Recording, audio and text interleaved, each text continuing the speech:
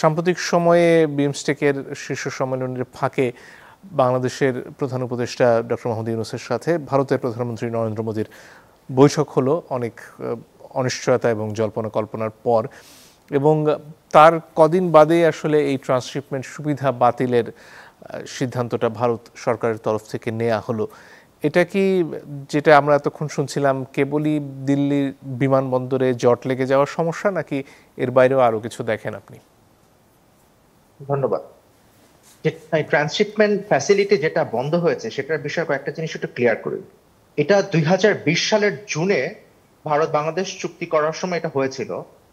মানে এই জিনিসটা কিন্তু ভারত এই ফ্যাসিলিটিটা এক্সটেন্ড করেছিল কিন্তু কোভিড-19 এর কারণে, কারণ সেই সময় যেটা হয়েছিল যে বাংলাদেশে এসেনশিয়াল অনেক গুডস যেরকম মাস্ক, তারপর মেডিকেল ক্লোথ, হ্যান্ড গ্লাভস এগুলো বানানো হচ্ছিল এবং সেগুলোর ভালো ডিমান্ডও ছিল। তো সেই জিনিসগুলো বিভিন্ন জায়গায় পৌঁছানোর জন্য তখন বাংলাদেশ ভারতের কাছে জিনিসটা চায় এবং ভারত সেই জিনিসটা তাদেরকে সুবিধাটা দেয়। এখন আমাদের যেটা যেটা হচ্ছে যে আমাদের বাংলাদেশে যে লোকাল এয়ারপোর্টের যে কার্গো টার্মিনাল সেটার ক্যাপাসিটি খুবই কম এবং সেখান থেকে আমাদের বাইরে যে সমস্ত ডেস্টিনেশনে যায় সেখানে যায়ও কম। কিন্তু ইন্ডিয়ান দিল্লিতে যেটা আমাদের কিন্তু একটা জিনিস ক্লিয়ার করি যে এই ট্রান্সশিপমেন্ট ফ্যাসিলিটি যেটা বাইরে যেত লাস্ট, এটা আমাদের প্রবলি যে গুডস গুলো যেটা তার মেইন ছিল আরএমজি প্রোডাক্টস এবং সেটা মোর দেন 36 কান্ট্রিতে গিয়েছিল দিল্লি এয়ারপোর্ট ইউজ করে। এখন দিল্লি এয়ারপোর্টের কার্গো টার্মিনালটা বেশ বড়, এটা প্রায় 130 না 150 একর এরকম জায়গার উপরে এবং সেখান থেকে বোধহয় 67 ডেস্টিনেশনে ডিরেক্ট যায়, ফ্লাইট আছে, মানে কার্গো ফ্লাইট যেটা আর কি, এবং মোর দেন 65টা এয়ার ক্যারিয়ার সেখান থেকে অপারেট করে। সো এটা অনেক বড় একটা অপারেশন। এখন এটা দিল্লি থেকে যে ব্যাখ্যাটা দিয়েছে তারা বলছে যে যে এখানে এটা শুধুমাত্র এখনকার ঘটনা না, অনেকদিন ধরেই তাদের লোকাল যারা এখান থেকে বাইরে তাদের দেশের এক্সপোর্ট প্রোডাক্ট পাঠায় তারা বলছিল যে এখানে বাংলাদেশের প্রোডাক্টটা আসার কারণে সেখানে মানে কার্গো হ্যান্ডলিং এর যে বিষয়টা হচ্ছে কি যে টু বি অনেস্ট এটা আমাদের বাংলাদেশে বা সাবকন্টিনেন্টের জিনিসটা খুবই মানে এই জিনিসটা প্রিভেইলিং যে আমাদের কার্গো টার্মিনালে হ্যান্ডলিং খুব বেশি সুবিধার না, মানে আমাদের ওয়েস্টার্ন কান্ট্রিগুলোর মতো না, এখানে কিছুটা জট লেগে থাকে, কিছু ব্যুরোক্রেসি আছে।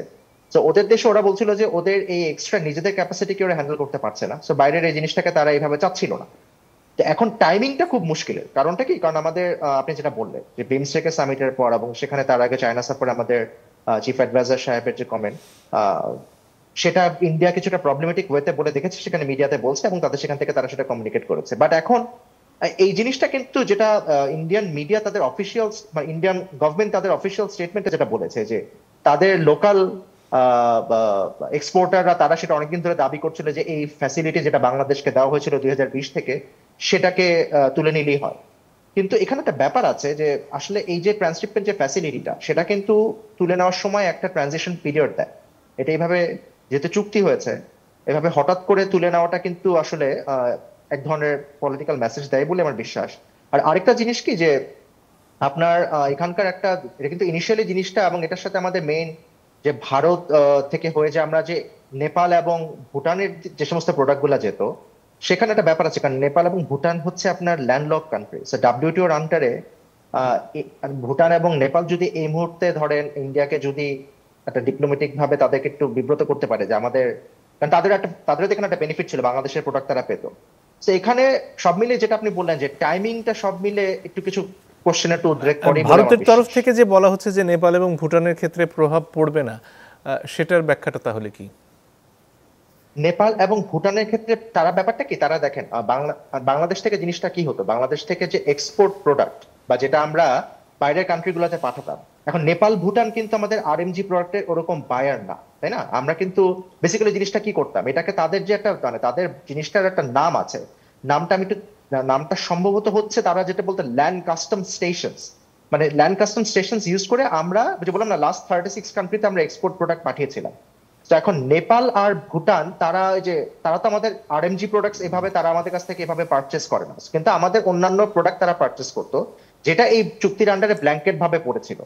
তো এখন সেইখানে পার্টিকুলারলি নেপাল আর ভুটান এফেক্টেড হবে না সেটা ইন্ডিয়া বলছে, কিন্তু আমরা তো এই পণ্যটা তাদের এখানে পৌঁছাতে পারছি না। তো সেই ক্ষেত্রে এখানে একটা অ্যাম্বিগুইটি জায়গা আছে বলে আমার বিশ্বাস, এখানে এখনো তার কোনো মানে পুরোপুরিভাবে ক্লারিফিকেশন কিন্তু পাওয়া যায়নি।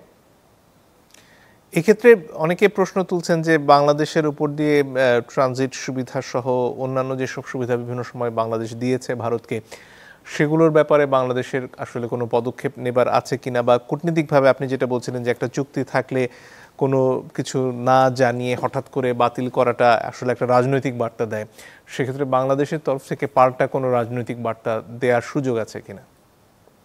সেটা তো আসলে হাইয়েস্ট পলিসি মেকিং লেভেলের ডিসিশন, কারণ এই যে চুক্তিগুলো তো আসলে এক একটা সময় হয়। 2020-এ হয়েছিল এই চুক্তি, বাংলাদেশের সাথে ইন্ডিয়ার যে চুক্তিগুলো সেটা বিভিন্ন সময় হয়েছে। তো সেটা আসলে গভর্নমেন্টের ডিসিশনের বিষয়, সেখানে অনেক রকম চিন্তা ভাবনার বিষয় আছে।